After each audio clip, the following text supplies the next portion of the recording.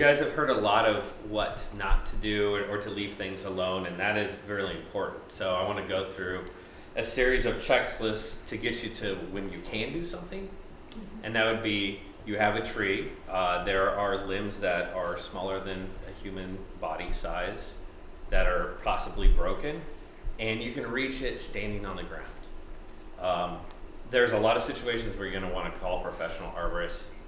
Anything, again, higher than what you can reach, about 8 feet high. Don't even bother getting on ladders or standing on rocks and all that stuff. It's just dangerous. The other things, having the right tools. Chainsaws are actually really dangerous and unnecessary. If you get a good pruning handsaw, you can actually cut through a branch with much more precision. And by the time you put the fuel and get the equipment on and all the stuff you're supposed to use for a chainsaw is actually faster.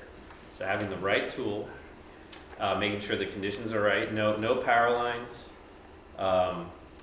If you're looking at a branch that you can actually reach, but there's like 100 pounds of debris in it, probably don't want to touch that. There's a lot of weight on that. But we're talking about, you have a branch that has been broken off, and it looks like, well, I should probably prune this. The bark on the tree, there's still some bark on the tree, so it's quite possibly going to live. If the bark has been girdled and stripped off and you weren't able to respond in time, that's probably going to die, unfortunately. And unless that tree is in a spot where humans are walking, and if it's just like nature, you can just leave it, don't even bother with it. But scenario is, you have a walkway to the river, and there's a branch about this high, it's broken, but there's bark on the tree, and you'd like, hey, I think I can prune this branch. You have a good handsaw, you went to the store and you got a nice pruning handsaw, not a cheap one. You spend a little bit of money, because these handsaws, these pruning ones, they'll cut on the pull and the push. You'll be surprised how fast it goes through those branches. So, okay, there's all those things. We have the perfect storm of, you guys can finally do something on your own property with your own trees to help yourself out. All right, we're excited about that. Now, this is a handout that I did bring. It's on the table. And this information I'm going to go over here is on the bottom corner of that handout. It talks about the 3-cut method for pruning. So we're going to go over that. So here's your broken branch, broken out over here. And you say, okay, I'm going to go ahead and cut this branch off.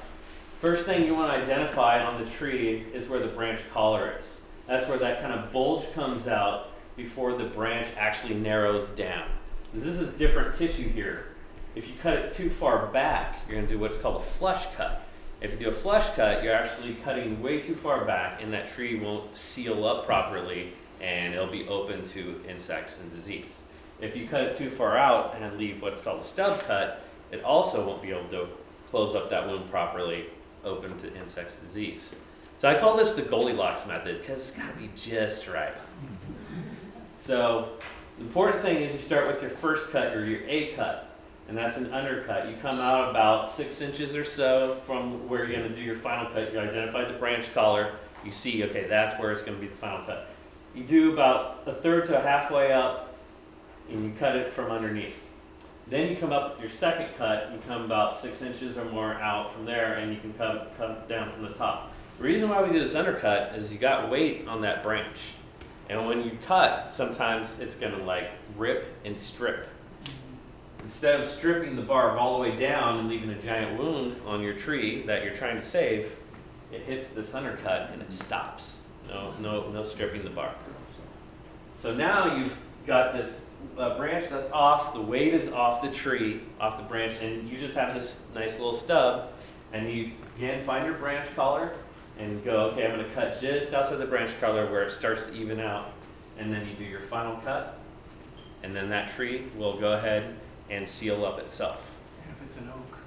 And thank you, I was just about to say that. And we all know about oak wilt, and you never paint any wounds unless it's an oak, because that's how oak wilt can spread. So any kind of paint will do. Just keep a simple rattle can, and you want to make sure that almost is in your other hand. I mean, you don't work with it in your hand, but that soon after you make that final cut, take out that rattle can and just spray that closed. Now prevent that beetle from possibly getting into the wound and doing an oak wilt infection. So do you guys have any questions about the 3-cut method?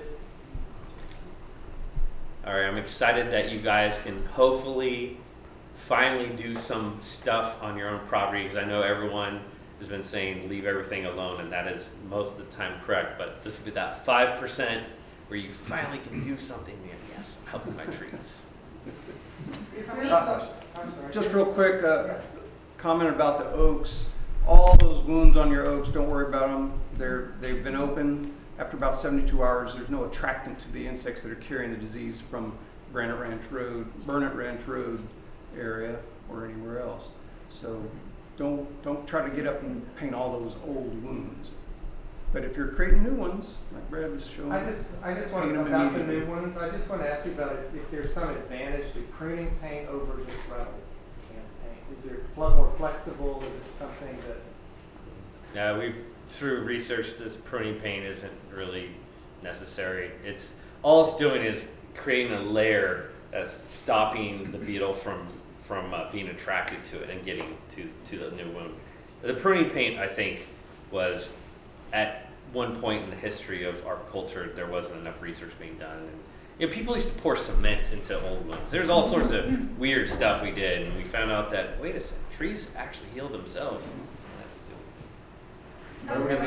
Yes. If we have an old oak tree, one of those big oaks, and it has all kinds of debris up against it, and it has cypress trees up against it, has some lumber up in the limbs, but can we start removing the debris from around the tree at this point? Well, I think Rachel talked about that earlier, and I don't know if that was today or yesterday, in a couple of these things. Starting to blur together.